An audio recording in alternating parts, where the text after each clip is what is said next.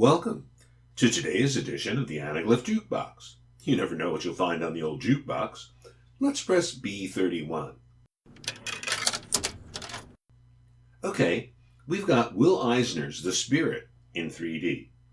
You know you've made your mark in an industry when they name their top creative award after you. The Eisner Award has been given out since 1988 to the best artists, writers, colorists, editors, and more in 31 categories. It is the comics industry's equivalent of the Academy Award. But who is this guy Eisner it's named after?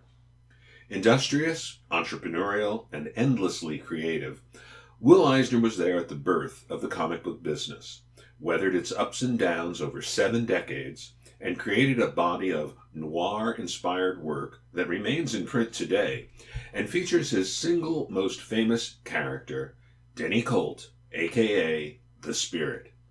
Please erase the 2008 Frank Miller film adaptation from your consciousness. The Spirit lives, but only on the comic book page. Eisner's father had artistic ambitions. As a teenager, he painted murals on commission for wealthy patrons and the Catholic Church in Vienna in the 1890s. In America, he scraped together a very modest living painting theatrical backdrops.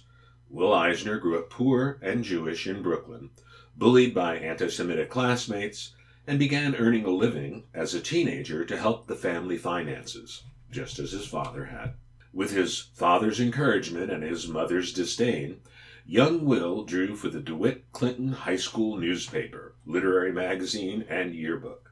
He studied for a year at the Art Students League of New York with the legendary artist George Bridgman.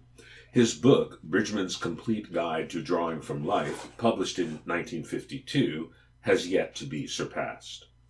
Through the Art Students League, he made contacts that led to newspaper work and $10 a page illustrations for pulp magazines, the direct predecessor of the modern comic book. In 1936, Eisner's high school friend Bob Kane, who would go on to create the little-known character Batman, suggested he try contributing to Wow! What a Magazine. This led to Eisner's partnership with Wow's editor, Jerry Iger.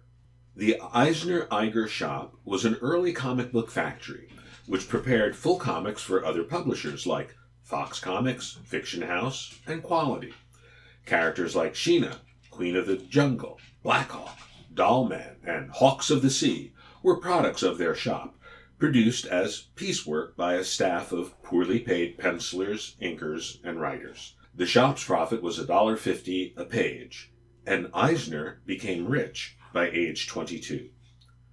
An opportunity offered by Everett busy Arnold, publisher of Quality Comics, led to the creation of The Spirit for newspaper syndication in a 16-page Sunday supplement with backup features Mr. Mystic and Lady Luck. Quote, "They gave me an adult audience," Eisner said in 1997, "and I wanted to write better things than superheroes. Comic books were a ghetto. I sold my part of the enterprise to my associate and then began The Spirit. They wanted an heroic character, a costumed character. They asked me if he'd have a costume, and I put a mask on him and said, yes, he has a costume. His hero had no superpowers, but that was what made the comic book heroes so juvenile." Though comic legends like Lou Fine and Jack Cole worked with Eisner, his most famous collaborator on The Spirit's comic section was Jules Feiffer, who started working for him at age 17. Eisner, like most of his generation of comic book artists, had his career interrupted by World War II. During the war, Eisner oversaw production of The Spirit remotely, while he turned his skills into training manuals for soldiers, creating PS, the Preventative Maintenance Monthly, which he filled with cartoon features that explained such lively topics like how to fasten down your M30 4.2-inch mortar. Then Eisner had a third career as the creator of the graphic novel format in 1978 with A Contract with God and Other Tenement Stories. The Spirit's best stories date from Eisner's return to the feature after his stint in the Army.